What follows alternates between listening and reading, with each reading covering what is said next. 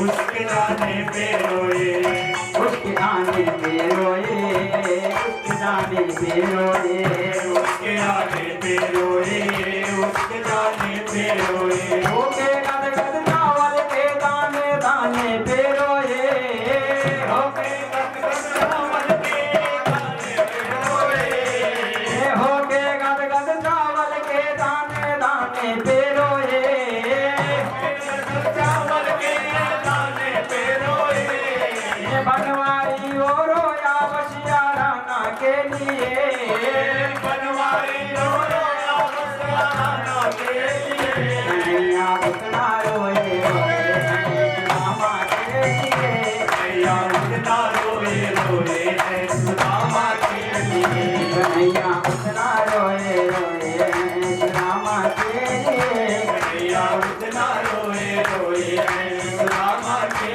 लिए, जितना राधा रोई रोई कान्हा के लिए, जितना राधा रोई रोई कान्हा के लिए, कन्हैया उतना रोए रोए सुदामा के लिए, कन्हैया उतना रोए रोए है सुदामा के लिए, कन्हैया उतना रोए रोए सुदामा के लिए। कन्हैया उतना रोए रोए है सुदामा के लिए।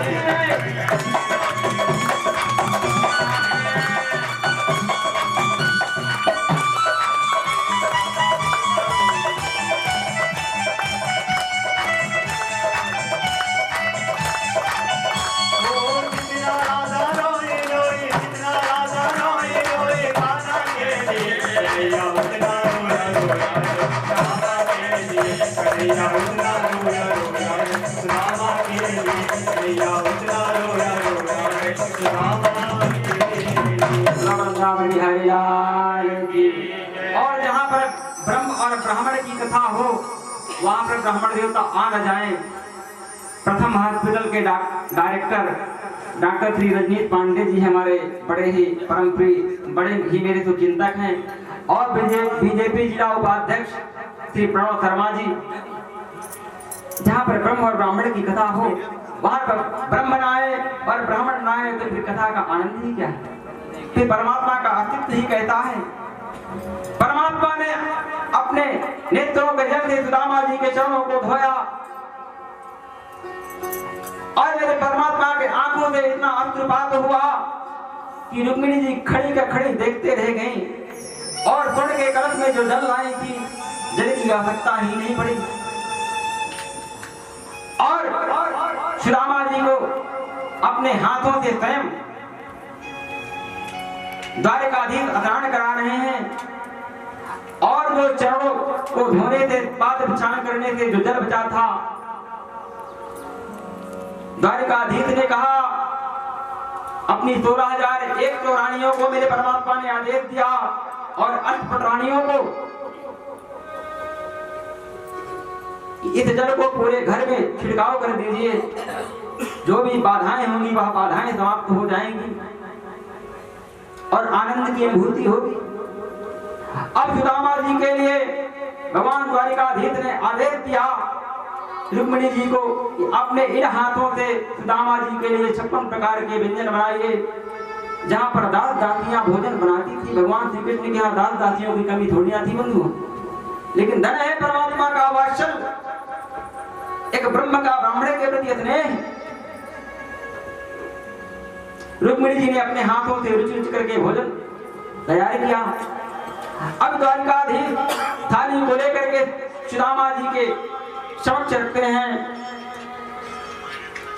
अब सुदामा जी तो परम बैरागी थे, उन्होंने कभी 56 प्रकार के व्यंजन खाए नहीं थे। ऐसा मनुष्य भी, ऐसा तपस्वी, ऐसा त्यागी ब्राह्मण ना तो हुआ है और ना ही होगा। भगवान स्वयं अपने हाथों से सुदामा जी को खिला रहे हैं। सुदामा जी को एक क्षण अपने परिवारजनों की याद आई कि मैं तो यहाँ 56 प्रकार के नैवेद्य लगा रहा हूँ, मेरे धर्मपत्नी सुशीला और मेरे जो बाल गोपाल हैं वो भूख से तड़प रहे होंगे। परमात्मा उनकी मनहदशा को समझ गए और फिर सुदामा जी को जिस पलंग पर मेरे परमात्मा शयन करते थे उस पलंग पर सुदामा जी को परमात्मा ने लिटाया और स्वयं अपने हाथों से सुदामा जी के चरणों का पाद सेवन कर रहे हैं द्वारिकाधीश। रुक्मिणी जी अष्टपटरानियों को मेरे परमात्मा ने आदेश दिया, किसी ने सुदामा जी के सर को दबाया, कोई सुदामा जी के हाथ को दबा रही है। परमात्मा दबाते दबाते मेरे परमात्मा ने मनोविनोद किया। संस्कृत में हाथी और मजाक को मनोविनोद कहते हैं। परमात्मा ने कहा, अरे सुदामा जी शादी वादी तो हो गई है ना, भाभी तो आ गई है ना। सुदामा जी ने कहा, हाँ शादी तो हो गई है द्वारिकाधीश, तो आपने बुलाया नहीं हमको। सुदामा जी ने कहा, मेरी तो एक शादी हुई है, तेरी तो यहाँ बहुत दिख रही थी, तूने कब मुझे बुलाया? अच्छा तो भाभी ने कुछ भेजा है? अब सुदामा जी को 4 मुट्ठी तंदोल, लज्जा आ रही थी सुदामा जी को। अरे द्वारिकाधीश और सुदामा, कहा ये त्रैलोक राज लक्ष्मी का अधिपत और कहा मैं एक वेदज्ञ ब्राह्मण। सुदामा जी के कान में जो पोटली दबाए थे, सुदामा जी उसको दबाना शुरू कर दिया। परमात्मा श्री कृष्ण ने छीन करके कहा, अरे सुदामा जी अभी बचपना की वो हरकतें आपकी गई नहीं है, जो आपने चने चबा डाला था मेरा हिस्सा। यदि समय रहा तो मैं आज यहाँ गा दूंगा कि सुदामा जी ने भगवान श्री कृष्ण के साथ छल किया, या सुदामा जी ने भगवान श्री कृष्ण के दुखों का मेरे सुदामा जी ने हरण किया है। यदि समय रहा तो मैं इसको आज ये भ्रांतियां दूर कर दूंगा। लोग बात बात में कहते सुदामा जी ने भगवान श्री कृष्ण के हिस्से के चनों को खा गए थे। मैं आज यह संदेह मिटाने का प्रयास करूंगा, समय रहा तो प्रयास करूंगा, प्रामी जी नहीं। आज बहुत सारी कथाएं गानी है, समय अभाव। मेरे परमात्मा ने एक मुट्ठी चावल खाया, मेरे परमात्मा ने एक लोग दे दिया। मेरे परमात्मा ने दूसरी मुट्ठी चावल को खाया, दूसरे लोग को मेरे परमात्मा ने दे दिया। तीसरी मुट्ठी की जब बारी आई तो रुक्मिणी जी ने हाथ पकड़ लिया। अरे द्वारिकाधीश, 3 ही तो लोग होते हैं, 2 लोग तो आपने दे दिया, 1 लोग में क्या हमें भी दे देंगे आप? क्या हम भी चली जाए सुदामा जी के साथ?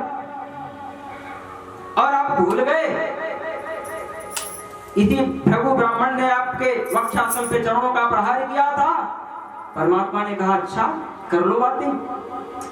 अरे आज जो द्वारिकाधीश की धर्मपत्नी का सौभाग्य प्राप्त हुआ है आपको, इसी ब्राह्मण की तो देन है। यदि ब्राह्मण देवता वह पत्र आपका लेकर के न जाते तो आप न मेरी पत्नी होती, न मैं आपका पति होता। आज यह अवसर ही आपको न प्राप्त होता। परमात्मा ने डांट लगाया रुक्मिणी जी को। अब तो सुदामा जी का और भगवान श्री कृष्ण का मनोविरोध प्रारंभ हो गया। अभी वो एक पंक्ति गाए ना, अपने बचपन की यादें याद कर कर के रोया। अपने बचपन की लीलाओं को उज्जैन में संदीपनी मुनि के आश्रम में सुदामा जी और भगवान श्री कृष्ण विद्या अध्ययन कर रहे थे, उन सब यादों को मेरे परमात्मा ताजा कर रहे थे और मेरे परमात्मा के आंखों से अश्रुपात हो रहा था। कभी तो मेरे परमात्मा सुदामा जी को छेड़ देते हैं और बाल्यकाल की यादें आ गई ना जी, रात भेड़ो थे एक दूसरे की। सुदामा जी ने कहा, देख भैया कन्हैया, अब तो मुझे जाना है। कन्हैया ने कहा, तो जाने वाले को रोका कौन है? क्योंकि जो कन्हैया को देना था कन्हैया ने दे दिया। कन्हैया भी सोच रहे हैं अब तो जाए, इनके दुखों का हरण तो मैंने कर लिया। अब वहां पर द्वारिकाधीश ने कहा, तो सुदामा जी आप तो जा रहे हैं, लेकिन मेरी पत्नियों को आशीष तो देकर ही जाएं आप ना। एक मंच लगा, मंच में सुदामा जी विराजमान हो गए, चरणों पे कन्हैया बैठ गए। अब रुक्मिणी जी, सत्यभामा, जामवंती, भद्रा, मित्रविंदा, कालिंदी, लक्ष्मणा, अष्टपटरानियां आई।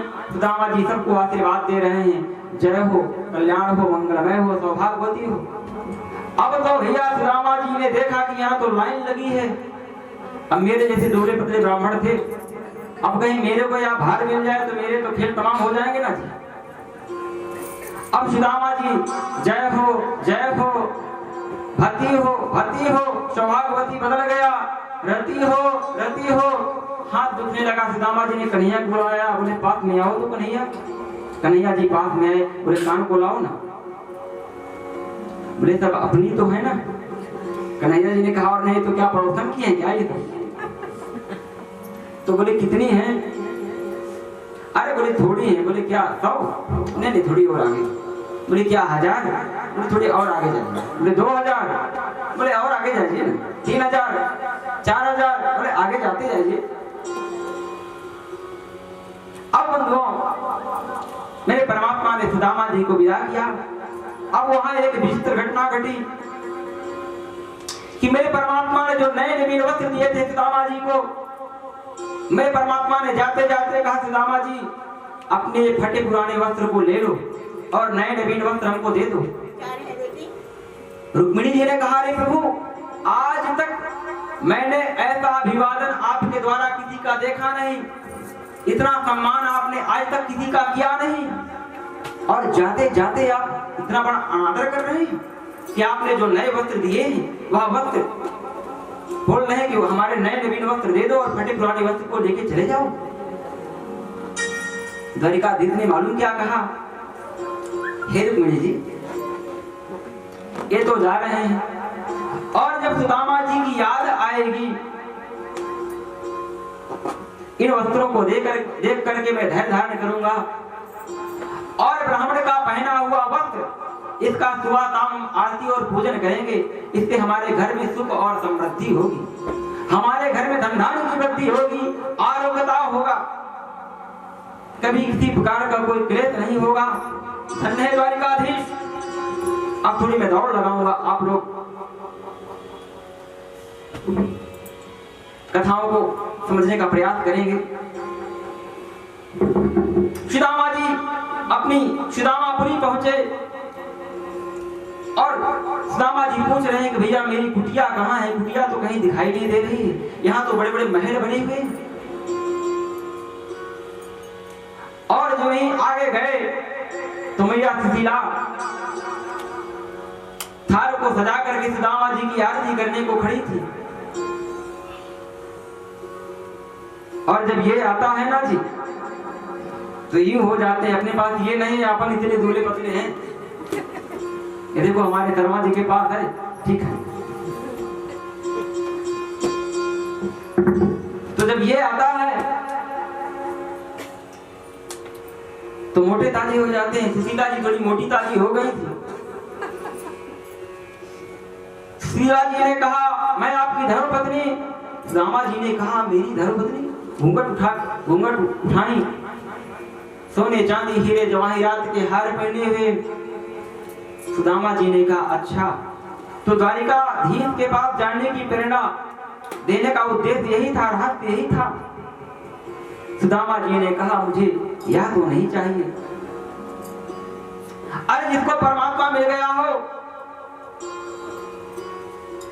कि जब आवे संतोष धन शबधन भूरि समान, जब जीवन में संतोष आ जाए तो सारा धन तुच्छ लगता है।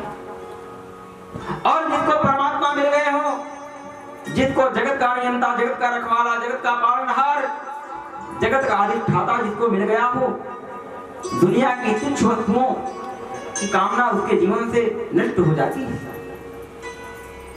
सुदामा जी ने कहा भैया मेरी तो पुरानी कुटिया बढ़िया है, मैं देख रहा हूँ, नहीं तो अपनी कोई नई पर्ण कुटी बनाऊंगा और वहीं कृष्ण गोविंद गोपाल गाऊंगा और अपने मन को प्रभु में लगाऊंगा।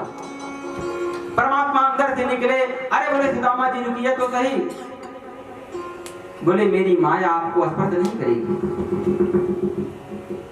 ठीक है, एक मंदिर आप बनवा लीजिए, यही भजन करिए, लेकिन इसी महल में रहिए।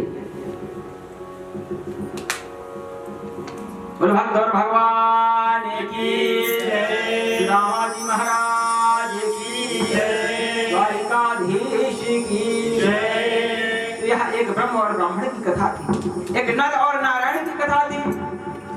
एक दीन और दीनानाथ की कथा थी, एक भक्त और भगवान की कथा थी।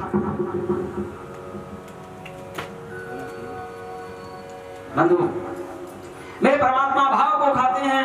संसार में ऐसी कोई वस्तु नहीं जिन वस्तुओं से मेरे परमात्मा को रिझाया जा सके।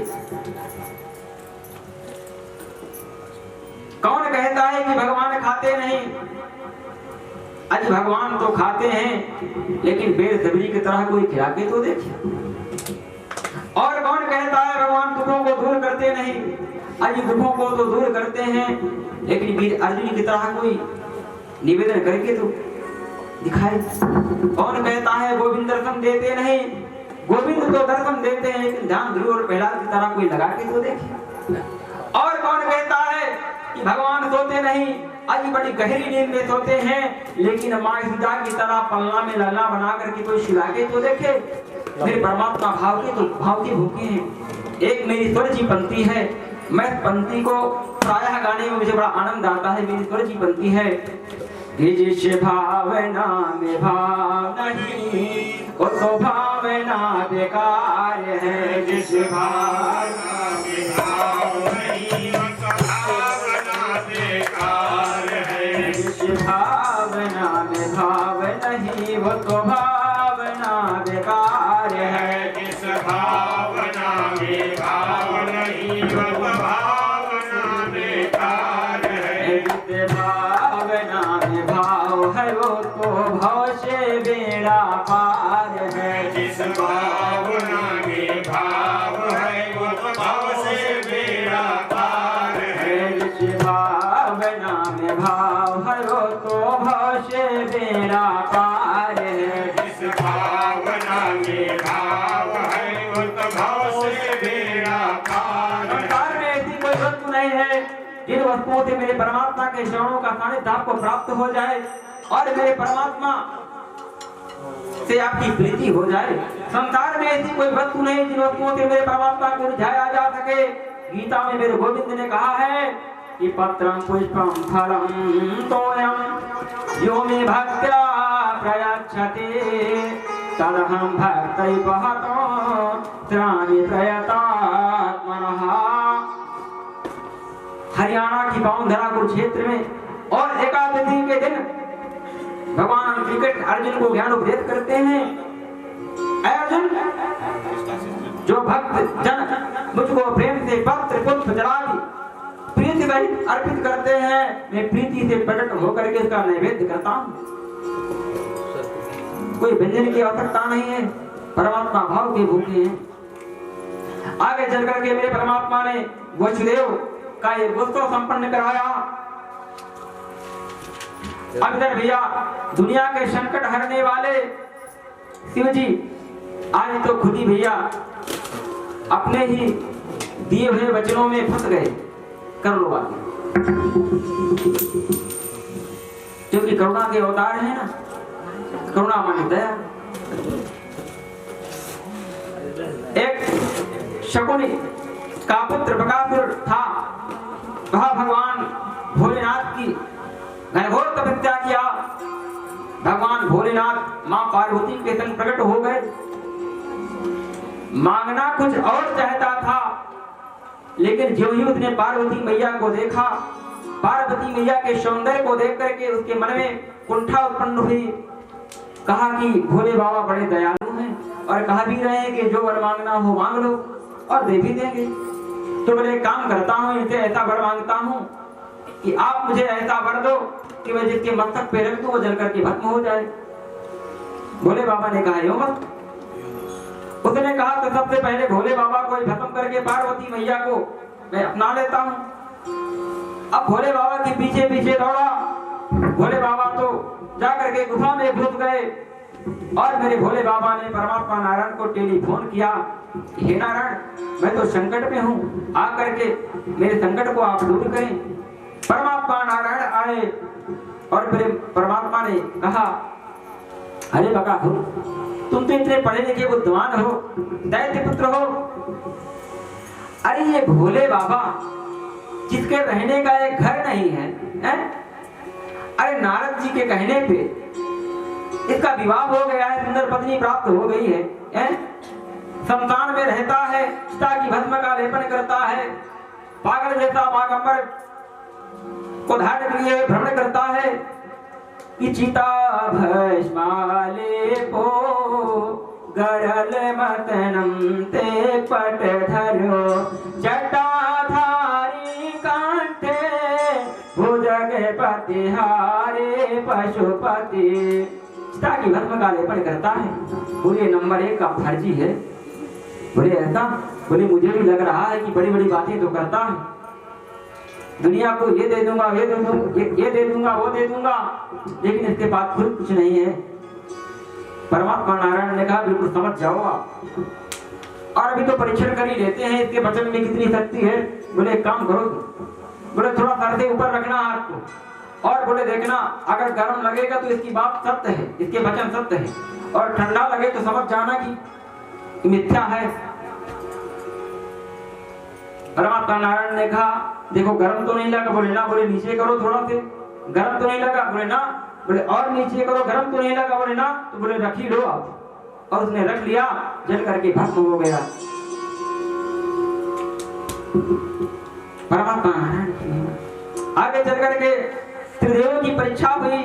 एक बार प्रभु जी के मन में यह भाव आया, प्रभु जी ने कि मरीचि अत्रियंगिरतः पुलस्तः पुलः क्रतो भगवतिष्ठो दक्षस्त दस्मस्तत्र नारद। मरीचि अत्रि अंगिरा पुलस्त पुलः क्रतो भृगु वशिष्ठ और दस्मस्तत्र नारद। ये जो नारद जी थे ना, ब्रह्मा जी के हस्त कमल से गोद से प्रकट हुए, और सभी 9 लोगों का विवाह हुआ था गृहस्थ से, वे नारद जी ही व्यक्त थे। सबसे प्रभु जी ने पूछा ये बताइए ब्रह्मा और विष्णु और महेश में श्रेष्ठ कौन है?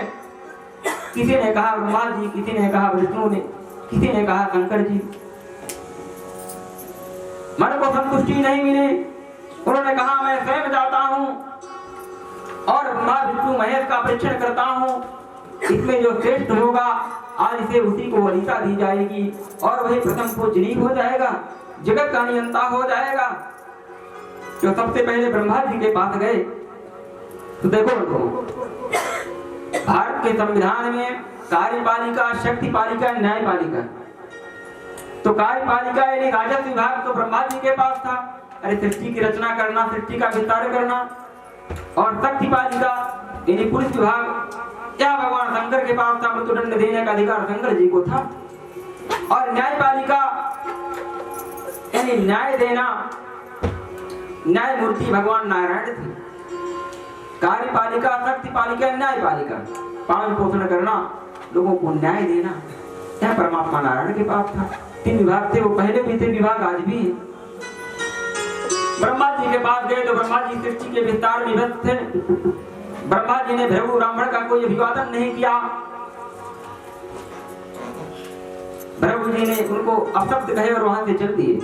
कैलाश पर्वत पर गए, वहां देखे कि शंख में पार्वती मैया बैठी है, सभी देव किन्नर एक गंधर्व भगवान शिव की आराधना कर रहे हैं, और भगवान शिव नेत्र बंद करके, क्योंकि भगवान शिव जी के जीवन का एक ही लक्ष्य था कि राम रामेति रामेति रमे रामे मनोरमे सहस्रनाम तत्तुल्यो राम नाम वरानने।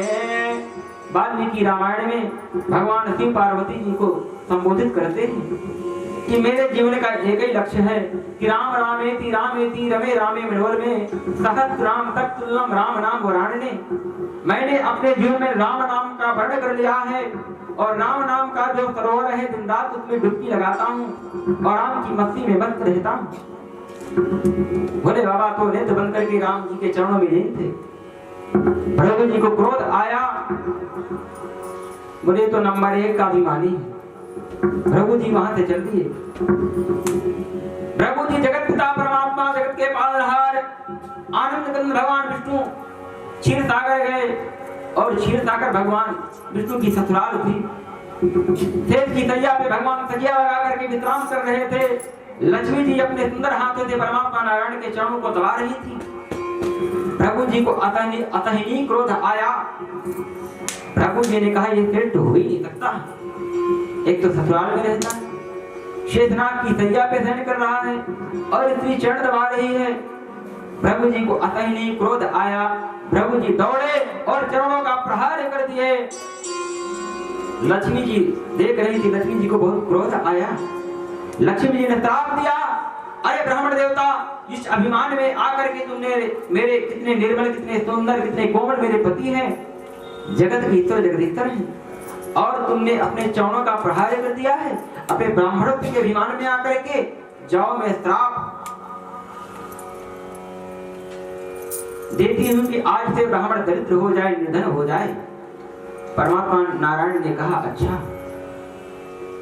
परमात्मा नारायण उठे और भृगु ब्राह्मण के चरणों को पकड़ लिए और मेरे परमात्मा की अहित की कृपा को देखिए। मेरे परमात्मा ने कहा, अरे भृगु ब्राह्मण देवता, कितने निर्मल, कितने सुंदर, कितने कोमल आपके चरण हैं, वज्र के समान मेरी छाती है, कहीं आपके चरणों में चोट तो नहीं आई।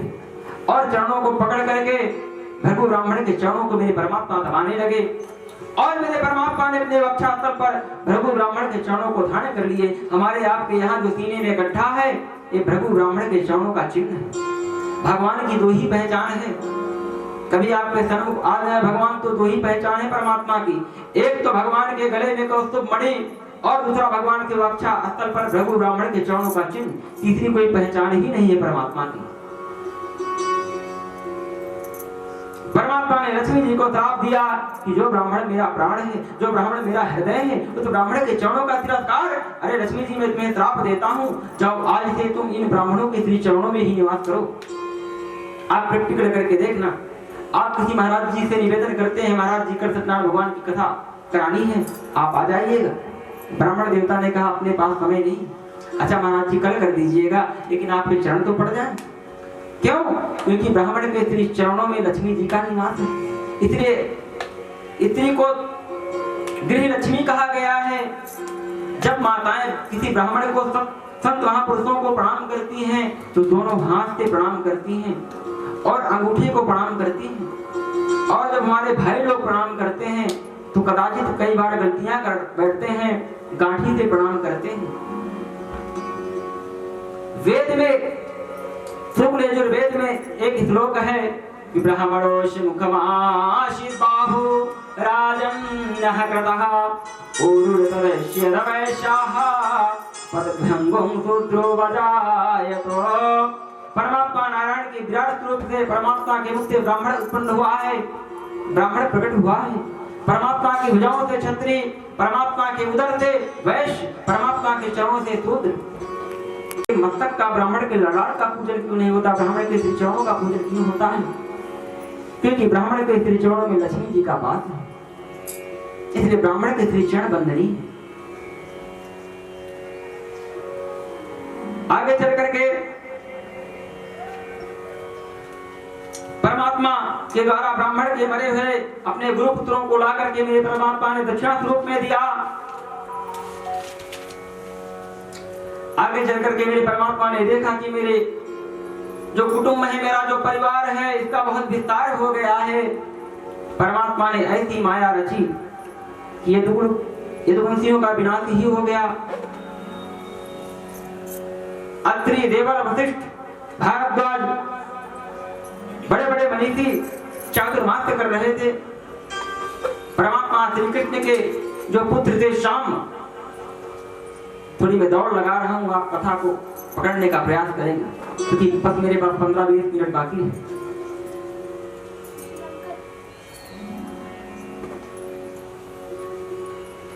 चातुर्मास्य कर रहे थे। परमात्मा श्री कृष्ण के पुत्रों ने एक मंडली बनाया और श्याम के पेट में कड़ाही बांध दिए और कहा कि ये ब्राह्मण देवता बड़ी बड़ी बातें करते हैं, का परीक्षण कर लेते हैं। बोले महाराज जी, इस स्त्री के गर्भ में बालक है या बालिका? देवल ऋषि मिले। देवल जी ने कहा बीच में जो दुर्वासा ऋषि बैठे हैं ना, क्योंकि दुर्वासा ऋषि का क्रोधावतार था, भगवान शिव के अवतार थे दुर्वासा जी। जो दुर्वासा ऋषि हैं आप उनके पास जाइए, बहुत अच्छे त्रकालज्ञ हैं और ज्योतिष के परम विद्वान हैं, लो कर लो बातें। और जो ही दुर्वासा ऋषि के पास गए, बोले महाराज जी आप यह तो बताइए इस गर्भ में बालक है या बालिका? दुर्वासा जी ने कहा ना बालक है और ना बालिका है। मूषलम कुलनाशनो, इसके पेट से तो एक मूसल का जन्म होगा और उसी मूसल से पूरे यदुवंश कुल का विनाश हो जाएगा। अब नारद जी के द्वारा वसुदेव जी को यह समाचार प्राप्त हुआ। यदुवंशियों की एक संगोष्ठी लगी, इस श्राप से मुक्ति कैसे मिले, यदुवंश का विनाश ना हो। तो मूषल को पीस करके और समुद्र के किनारे फेंक दिया गया और ऐरा नाम की घास उत्पन्न हुई और उसी घास से यदुवंशियों ने मदिरा का पान किया, आपस में मतभेद हुआ और एक दूसरे के ऊपर वह घास को लेकर के प्रहार किए, यदुवंश का विनाश हो गया। एक छोटी सी कील बच गई थी और जरा नाम का एक पहेलिया था, आज शिकार करने गया, देखा कि सुंदर कील पड़ी है, उस कील को लेकर के आया और अपने धनुष बाण में लगाया और शिकार करने के उद्देश्य से जंगल गया। इधर देवताओं ने भी परमात्मा श्री कृष्ण के चरणों में सुधाम जाने के लिए निवेदन किया। जरा नाम का पहेलिया शिकार करने के उद्देश्य से गया, बट वृक्ष के नीचे मेरे परमात्मा हाथ की तकिया को लगा करके दाएं चरण को बाएं चरण में मेरे परमात्मा रख करके शयन कर रहे थे। जरा नाम की पहेलिया ने सोचा क्या हिरण का नेत्र है, क्योंकि परमात्मा श्री कृष्ण के दाएं चरण में पद्म था और पद्म में बड़ी चमक होती है, सूर्य की भांति वह चमकता है। जरा नाम की पहेलिया ने हिरण के नेत्र को समझ करके बाण का प्रहार कर दिया। परमात्मा श्री कृष्ण के चरणों में जाकर के वह लगा, रक्तचाप होने लगा, पास में गया, परमात्मा को प्रणाम किया, रुदन करने लगा, हे गोविंद अपराध हो गया है, माफ करें, त्राहिमाम त्राहिमाम। परमात्मा ने मुस्कुरा करके कहा कि बोया बीज बमूल का तो आम कहाँ से हो, जैसे के साथ तैसा होता है। अरे जब रामावतार में मैं राम था, त्रेता में आप बाली थे, मैंने छिप के आपको मार दिया और वही बाली आप जरा नाम की पहेलिया और वही राम में कृष्ण के रूप में, बात बराबर है, शोक मत करो।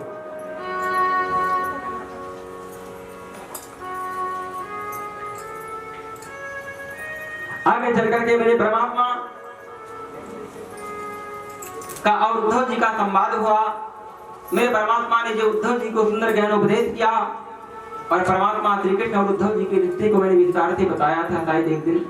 परमात्मा श्री कृष्ण के चचेरे भाई थे उद्धव जी, यदुकुल परिवार में थे और बृहस्पति जी के परम शिष्य थे, परम विद्वान थे उद्धव जी और परमात्मा श्री कृष्ण के परम भक्त भी थे उद्धव जी। बंधुओं, परमात्मा श्री कृष्ण ने विदुर जी की कुशल क्षेम पूछा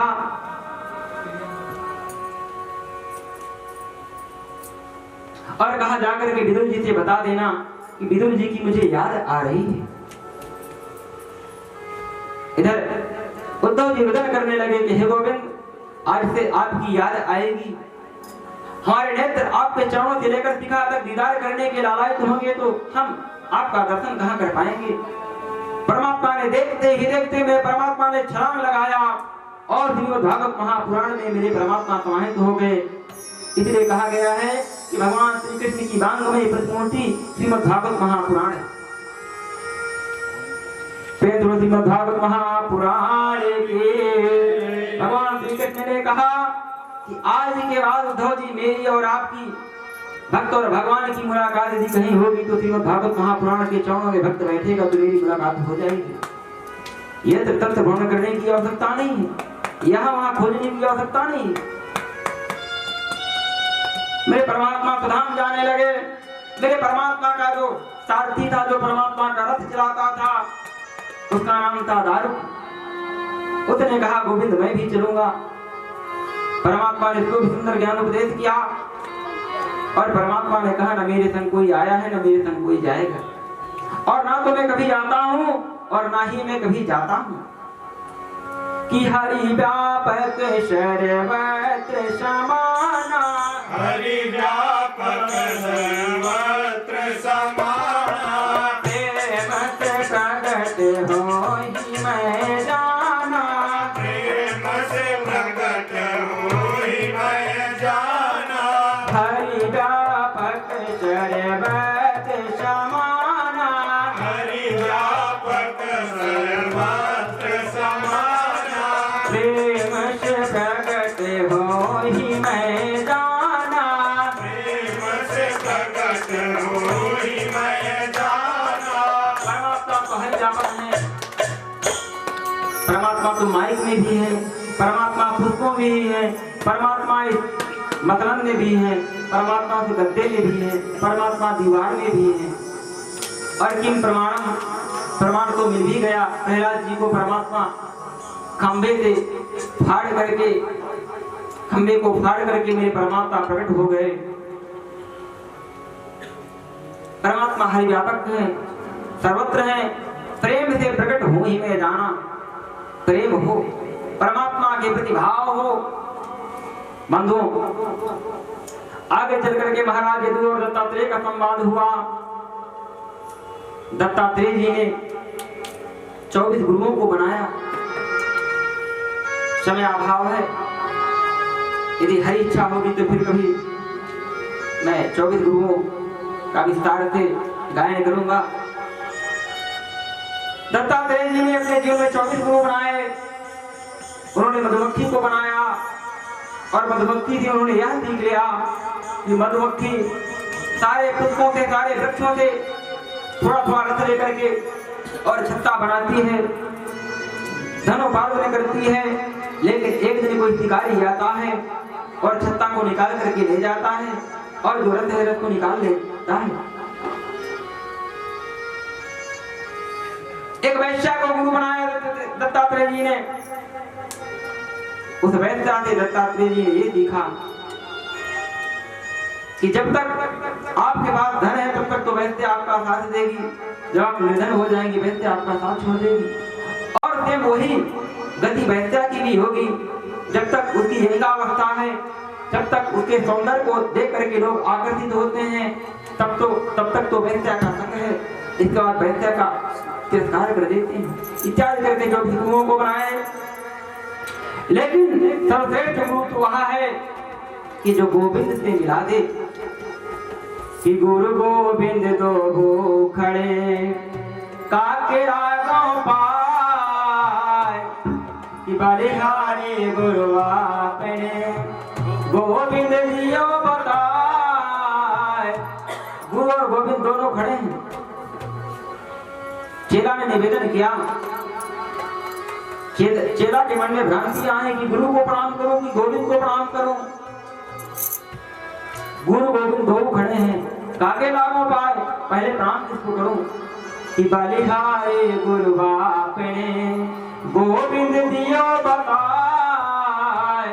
धन्य है गुरुदेव आपका, आपने गोविंद का परिचय करा दिया कि पहले गोविंद को प्रणाम करो, बाद में मुझे प्रणाम करो।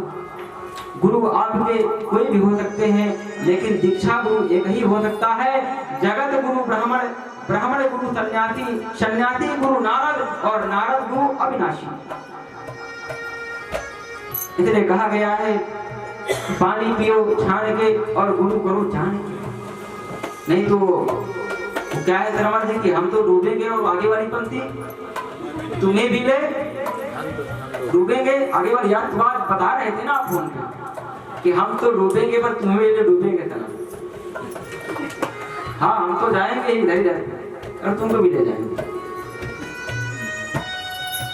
और जीवन में गुरु तो बहुत आवश्यक है कि गुरु बिन भवन तरहि न कोई।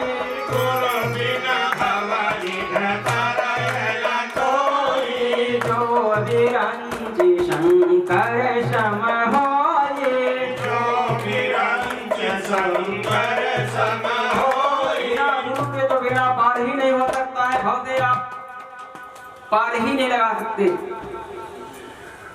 जो धीरज के संकरतम होई, चाहे शंकर के समान भी तो शक्तिशाली वैभवशाली हो, लेकिन बिना गुरु के मुक्ति नहीं मिलना है, बिना गुरु के गोविंद नहीं मिलना है।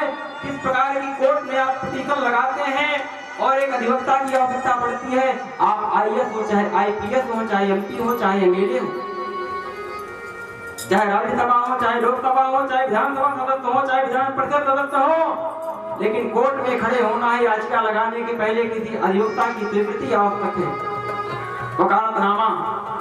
तो बिना गुरु के परमात्मा के यहाँ पिटीशन नहीं हो सकती है, बिना गुरु के गोविंद मिल ही नहीं सकते। आगे चल करके मेरे परमात्मा ने कलयुग के धर्म का वर्णन किया। राजा परीक्षित ने गुरुदेव सुखदेव जी के चरणों में निवेदन किया कि हे गुरुदेव, थोड़ा विस्तार से कथा गाइए ना। गुरुदेव सुखदेव जी ने कहा, मात्र 15 मिनट का समय है राजन, अब इसमें मैं क्या कथा गा दूं, आप समझने का प्रयास करें, मैं समझाने का प्रयास करूंगा।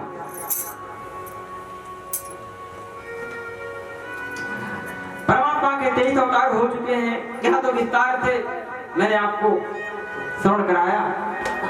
24वां अवतार मेरे परमात्मा का उत्तर प्रदेश के संबलपुर ग्राम में बिरनेश नामक ब्राह्मण के यहाँ मेरे परमात्मा का कलकी अवतार होगा।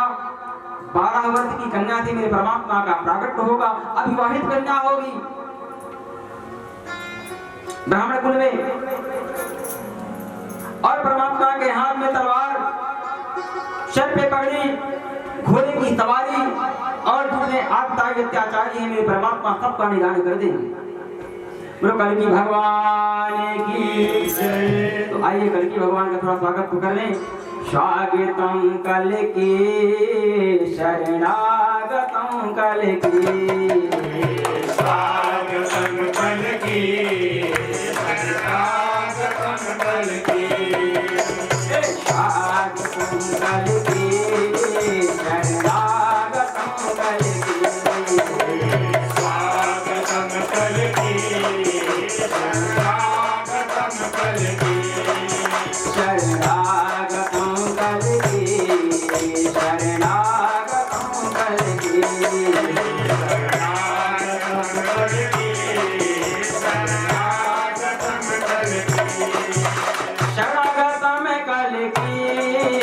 शरणागतम कलकी शरणागतम कलकी, स्वागतम कलकी शरणागतम कलकी,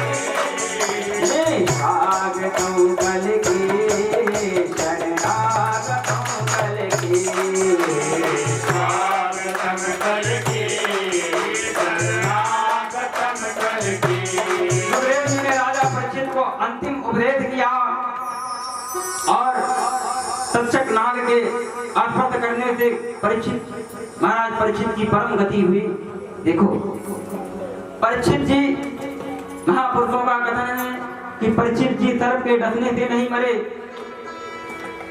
परीक्षित जी तो पहले ही अपने आप को परमात्मा के श्री चरणों में समाहित कर दिए थे। एक पुतला बैठा हुआ था, यहाँ एक प्रश्न खड़ा होता है कि वहां पर सुखदेव जी के पिता परमात्मा नारायण के पुत्र ब्रह्मा, ब्रह्मा के पुत्र वशिष्ठ और वशिष्ठ जी के पुत्र शक्ति, और शक्ति तो नहीं रहे क्योंकि विश्वामित्र जी का और वशिष्ठ जी का जब युद्ध हुआ था, ये धेगे बलम क्षत्रि बलम ब्रह्म तेजो बलम बलम।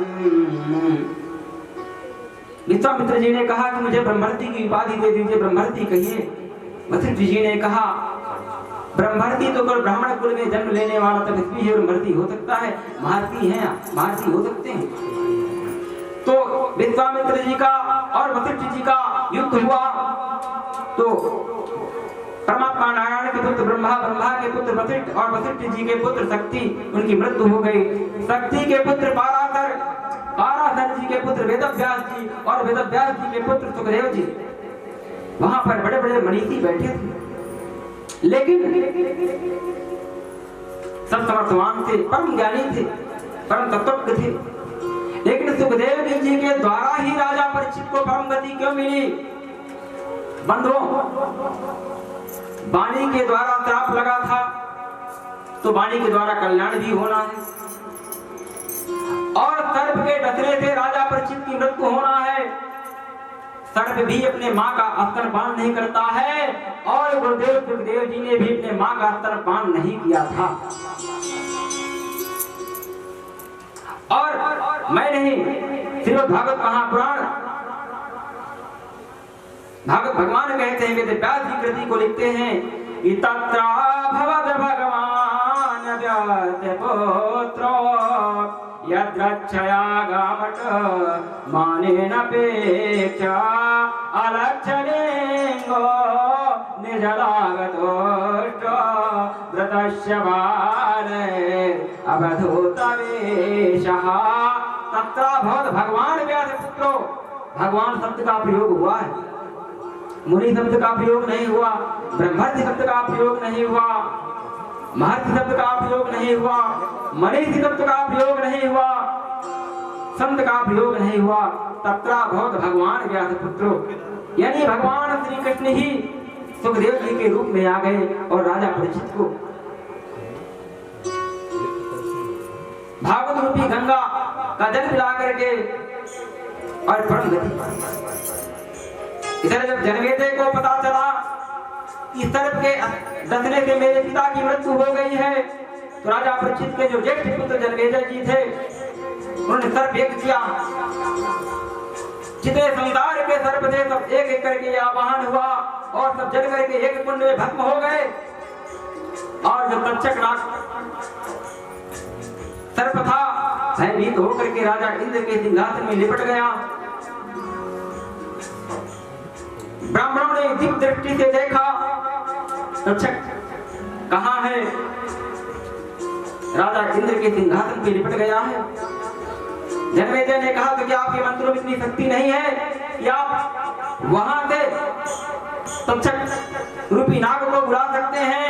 ब्राह्मणों ने मंत्र का पाठ किया, राजा इंद्र का सिंहासन सहित यज्ञ के समीप आ गया।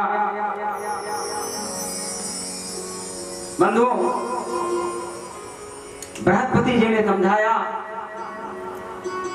कि काल के वशीभूत होकर के काल की गति से आपके पिता के जीवन में यह घटना घटित हुई है और यह कोई घटना नहीं है, यह तो एक भक्त और भगवान का मिलन हो गया।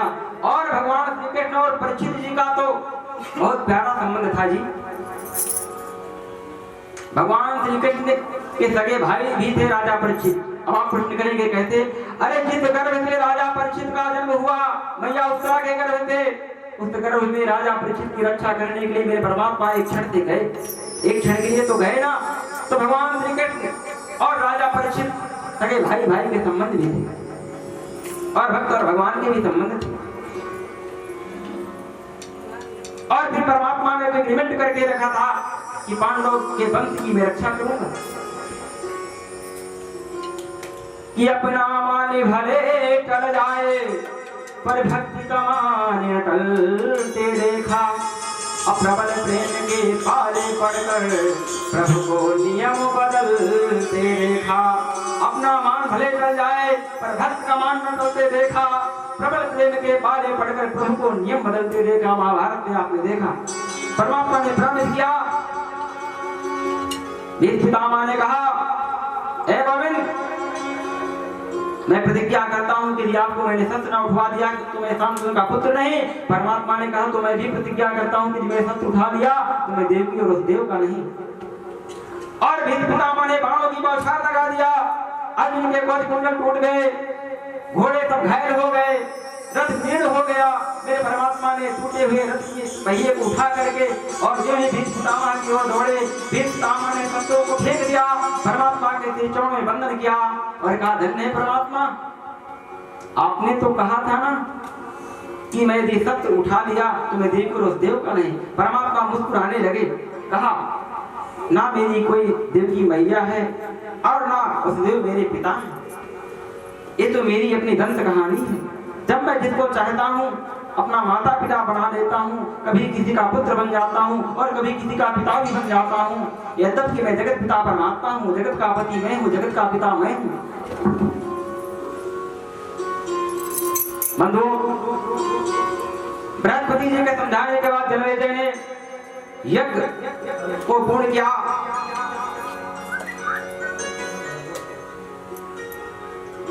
इन मंत्रों में इतनी शक्ति है। आपने देखा कि राजा इंद्र का सिंहासन सहित यज्ञ के समीप आ गया कि दैवाधीनम जगत् सर्वा मंत्राधीनो च देवता ते मंत्र ब्रह्मणाधीना तस्मात् ब्रह्मण देवता। दैवाधीनम जगत सर्वा, सारा ब्रह्मांड देवताओं के अधीन है। मंत्राधीनो च देवता, वह देवता मंत्र के अधीन है। इति मंत्र ब्रह्मणाधीना, और वह मंत्र ब्राह्मणों के अधीन है। तस्मात् ब्रह्मण देवता, तस्मात् ब्राह्मण देवता जगत के देवताओं के अधीन सारा जगत है। दैवाधीनम जगत सर्वा, और मंत्रों के अधीन देवता है। वह मंत्र ब्राह्मणों के अधीन है। तस्मात् ब्राह्मण देवता। तो आइए मेरे संग मिल करके आप लोग इस श्लोक का गायन करेंगे। जिसने 7 दिन तक श्रीमद् भागवत महापुराण की कथा को श्रवण नहीं किया, समयाभाव नहीं आ पाए। श्रीमद् भागवत महापुराण के 12 स्कंद की अंतिम कृति है वेद व्यास जी के द्वारा। इस श्लोक को गान करने से, श्रवण करने से श्रीमद् भागवत महापुराण के परम फल की प्राप्ति हो जाती है, संपूर्ण फल की प्राप्ति हो जाती है। आइए मेरे संग मिल करके आप लोग बड़े भाव से इस श्लोक को पढ़ेंगे। मैं बड़ी ही सरलता से इस श्लोक को गाऊंगा, आप लोग मेरे संग मिल करके गाइएगा। नाम संकीर्तनम यस्य, नाम संकीर्तनम यस्य, नाम संकीर्तनम यस्य, नाम संकीर्तनम यस्य, सर्व पाप प्रणाशनो, सर्व पाप प्रणाशनम्, प्रणामो दुःख शमनस्य, दुःख शास्त्रस्य, तम नमामि हरिं परम्। नमामि हरिं परम्। मैं पुनः रिपीट करता हूँ, शायद मेरे साथ कोई न चल पाए हों। आप लोग पुनः मैं बड़ी मंद गति पे चलूंगा। कि नाम संकीर्तनम यस्य, नाम संकीर्तनम यस्य, सर्व पाप प्रणाशनो, सर्व पाप प्रणाशनम्, प्रणामो दुःख शमनस्य, दुःख शमनस्य, तम नमामि हरिं परम्। श्रीमद् भागवत महापुराण की जय, सुखदेव भगवान की जय, वेद व्यास जी भगवान की। तो आइए अब बिहारी जी के चरणों में जाते हो तो जाते जाना, आखिरी प्रणाम। बड़े भाव से मेरे तक मिल करके सब लोग इस भजन का आनंद लेंगे और प्रभु चरणों में वंदन करेंगे। हो मेरे सिर पर रखी बनवारी, ओ मेरे सिर पर रख बनवारी, हो मेरे सिर पर रखी बनवारी, मेरे सिर पर रख बनवारी, अपने ये दोनों हाथ, ये दोनों हाथ, क्या देना हो तो दे जाए जन्म जन्म का साथ, देना हो तो दीजिए जन्म जन्म का साथ, देना हो तो दे जाए जन्म जन्म का साथ, देना हो तो दीजिए जन्म जन्म का साथ। मेरे सिर पर रख बनवारी, मेरे सिर पर रख बनवारी, अपने ये दोनों हाथ,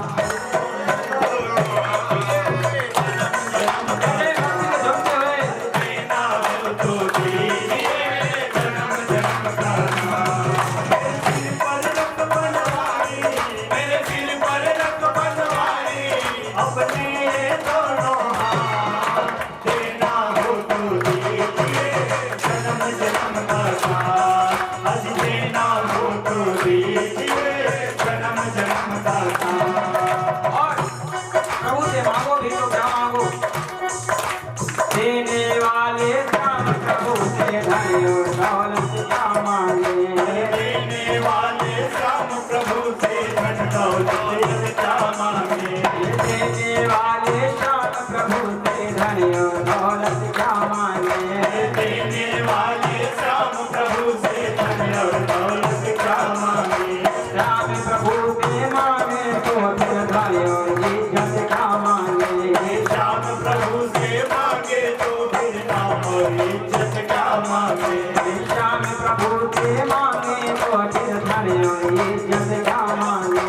श्याम प्रभु से मांगे तो हम नाम और इज्जत क्या मांगे। मेरे जीवन पे अब कर दे। मेरे जीवन में अब कर दे। मेरे जीवन पे अब कर दे। मेरे जीवन में अब कर दे। तू कृपा की बरखा। है तो और चार हाथ वाला जब मिल जाए, अरे दो हाथ वाले को अगर चार हाथ वाला मिल जाए तो दुनिया की वस्तुओं न मांगो जी, प्रभु को ही प्रभु से मांग लो। मेरे जीवन पर अब कर दो। मेरे जीवन पर अब कर दो। तुम कृपा की बरखा। जन्म जन्म का साथ देना हो तो दीजिए जन्म जन्म का साथ।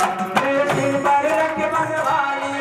मेरे सिर पर रख बनवाए। अपने ये दोनों हाथ देना हो तो दे जाए जन्म जन्म का साथ। देना हो तो दीजिए जन्म जन्म का साथ। झुलट रहे हैं गम के झूठ में काल भैया क्या मांगे। झुलस रहे हैं गम की धूप में प्यार की भैया क्या मांगे। झुलट रहे हैं गम के झूठ में काल भैया क्या मांगे। झुलस रहे हैं गम की धूप में प्यार की भैया क्या मांगे। बिन माही के नाव चले ना अब पतवार बदल देना। बिन माही के नाव चले अब पतवार बदल देना। बिन माही के नाव चले ना अब पतवार पकड़ लेना। बिन माही के नाव चले अब पतवार बदल देना। कन्हैया जब मेहरबान हो जाए तो बिना नाव के खेलने वाले की भी नाव चल जाती है। और पतवार को एक कोई पतवार मिल जाए उसके सहारे भी आप गंगा को पार लगा सकते हैं। बिन माही के नाव चले ना अब पतवार पकड़ लेना। बिन माही के नाव चले अब पतवार बदल कर दे। छाई अंधियारी रात क्या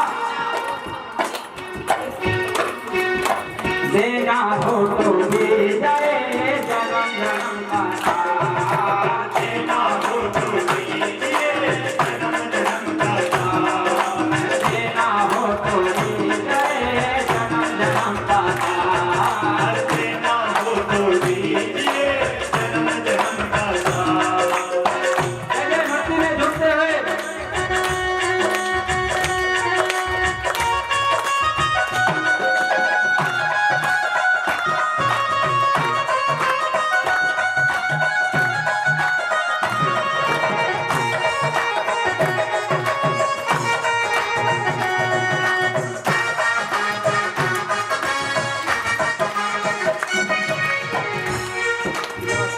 और मालूम गोविंद जब मिले तो यही कहना क्या कहोगे। सुना है हमने शरणागत को अपने गले लगाते हो। अपने शरणागत को अपने गले लगाते हो। सुना है हमने शरणागत को अपने गले लगाते हो। सुना है हमने शरणागत को अपने गले लगाते हो। ऐसा हमने क्या मांगा जो देने में कतराते हो। ऐसा हमने क्या मांगा जो देने से घबराते हो। ऐसा हमने क्या मांगा जो देने से कतराते हो। ऐसा हमने क्या मांगा जो देने से घबराते हो। ऐसा हमने क्या मांगा जो देने से कतराते हो। ऐसा हमने क्या मांगा जो देने से घबराते हो। पहले ऐसा रख बनवाए।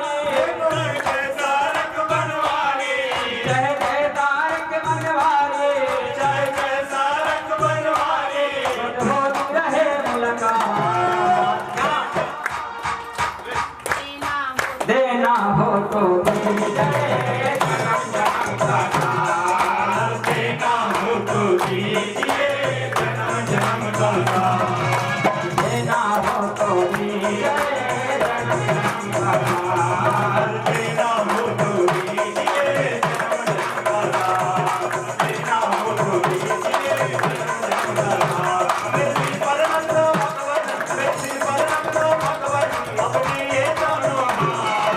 देना हो तो दीजिए जन्म जन्म का साथ। देना हो तो दीजिए जन्म जन्म का साथ। देना हो तो दीजिए जन्म जन्म का साथ। देना हो तो दीजिए जन्म जन्म का साथ। यहाँ पर राम जी हमारे हैं और राम जी के कौन कौन है? हाथ खड़ा करें थोड़ा। अच्छा सब लोग हैं राम जी के? पक्का मुकरोगे तो नहीं? तो हम राम जी के राम जी हमारे हैं। हम राम जी के राम जी हमारे हैं। हम राम जी के राम जी हमारे हैं। हम राम जी के राम जी हमारे हैं। हम राघव जी के राघव जी हमारे हैं। राघव जी के राघव जी हमारे हैं। हम राघव जी के राघव जी हमारे हैं।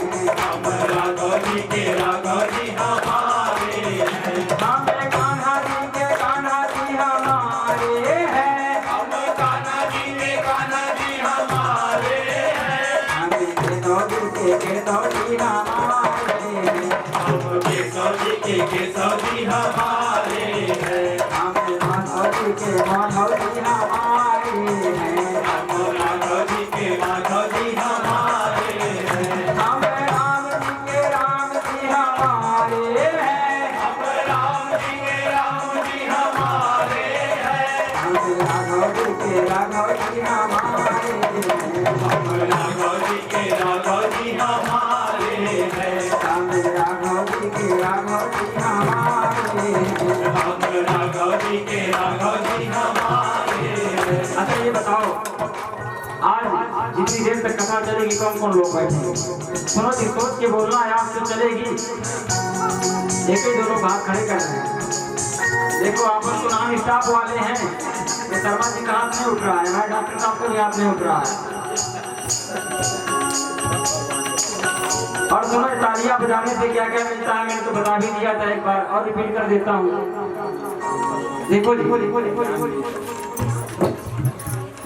जो ताली नहीं बजाता है ना, जो ताली बजाता है तो उसके पाप उड़ जाते हैं। और उड़ के कहाँ जाते हैं? जो ताली नहीं बजाता है उसके ऊपर जाकर के सवार हो जाते हैं। और ताली की महिमा भी क्या है? जब अच्छा फूलों की रखवाली करने के लिए किसकी आवश्यकता पड़ती है? शर्मा जी बताएंगे। मालिक, क्या बात है, कमाल की है शर्मा जी आप। अरे हमारे शर्मा जी बहुत अच्छे वक्ता भी हैं।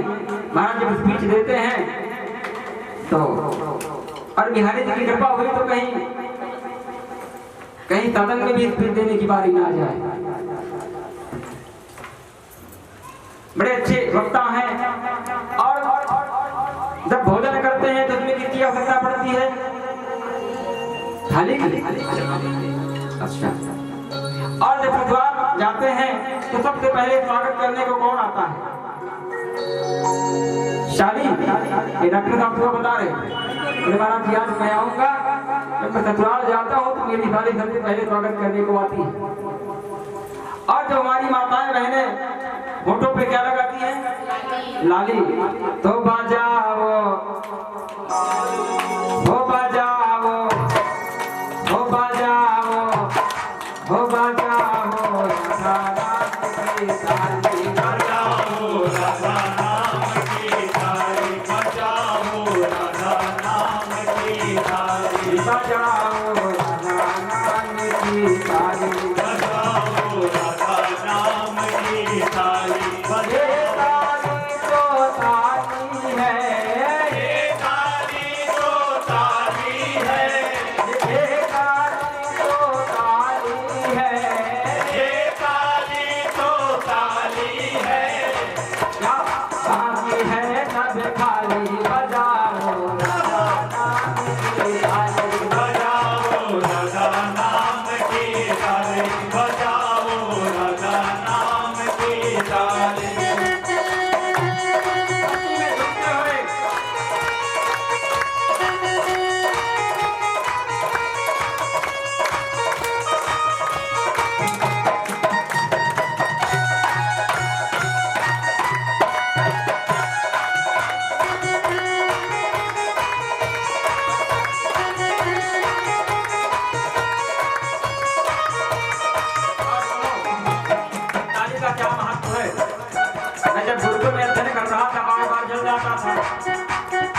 जी ने कहा चेले तुमको बड़ी प्रॉब्लम हो रही है। मैंने कहा गुरु जी का कोई आसन, बोले आसन तो है।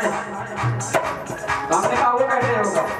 बोले तुम भजन तो करते नहीं। उन्होंने कहा भजन तो करता हूँ गुरु जी। बोले तुम ताली नहीं बजाते, और ताली बजाओ तो फिर देखो। और ताली का बड़ा महत्व है जी महाराज। जिनको नहीं मिलती है मिल जाती है कन्फर्म, और जिनको नहीं मिले हैं गोविंद नाम के संकीर्तन में ताली बजाओ मिल जाए। और जिनके जीवन में यूं है ताली बजाने से यूं हो जाता है। सबके संकट दूर करेगी, सबके संकट दूर करेगी, ए बरसाने वाले हो बजाओ, हो बजाओ, हो बजाओ राधा नाम की ताली, बजाओ राधा नाम की ताली, बजाओ राधा नाम की ताली।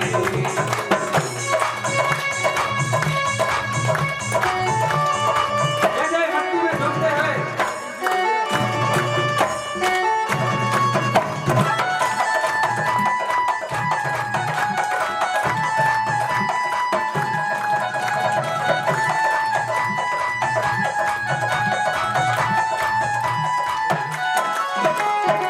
सबके संकट दूर करेगी, सबके संकट दूर करेगी, ये बरसाने वाले हो बजाओ, हो बजाओ, हो बजाओ राधा नाम की ताली, बजाओ राधा नाम की ताली, बजाओ राधा नाम की ताली।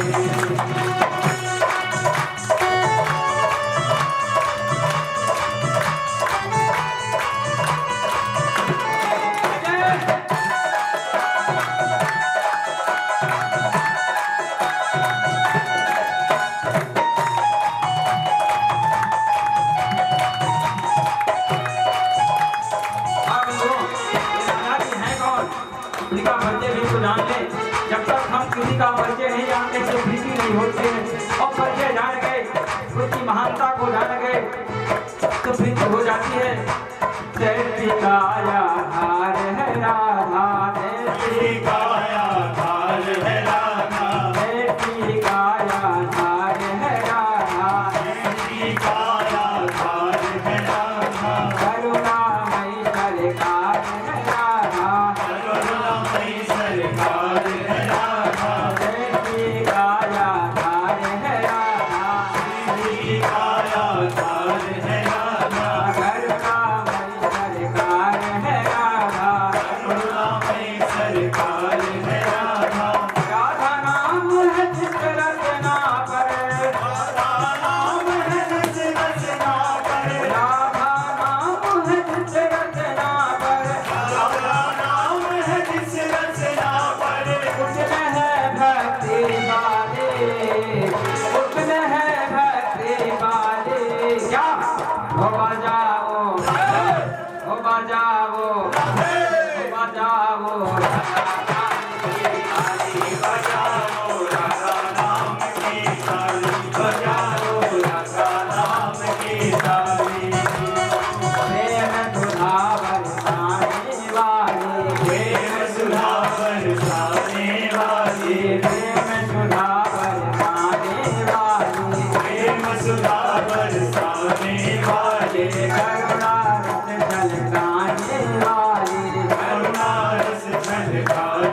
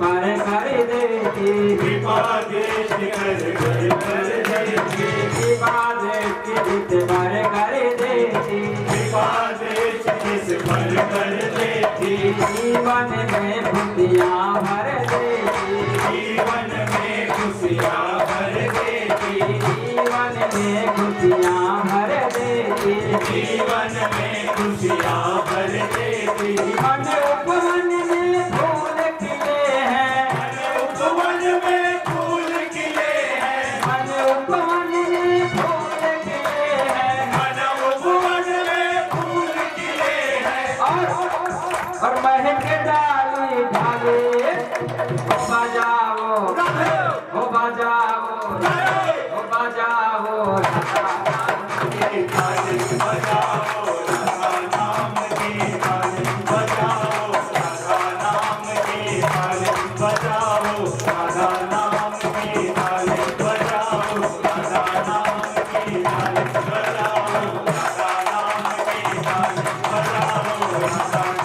की ताली बजाओ राधा नाम की ताली बजाओ राधा नाम की ताली वृंदावन हरि लाल की जय।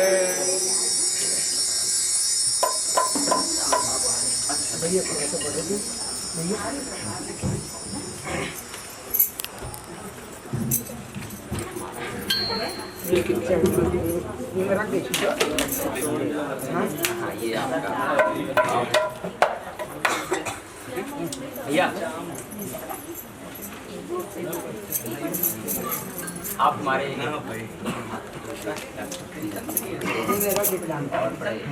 अपने ही पराक्रम कर्मा जी बीजेपी लोक अध्यक्ष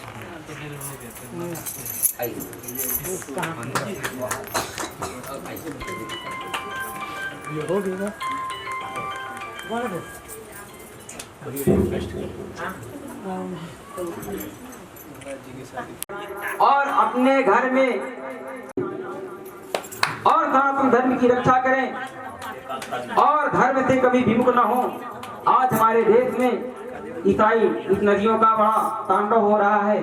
हमारे शर्मा जी लोग पूरे प्रदेश में भ्रमण कर करके सनातनियों को जगा रहे हैं और आदरणीय हमारे डॉक्टर साहब प्रथम हॉस्पिटल के डॉक्टर आदरणीय रजनीश पांडे जी, आप भी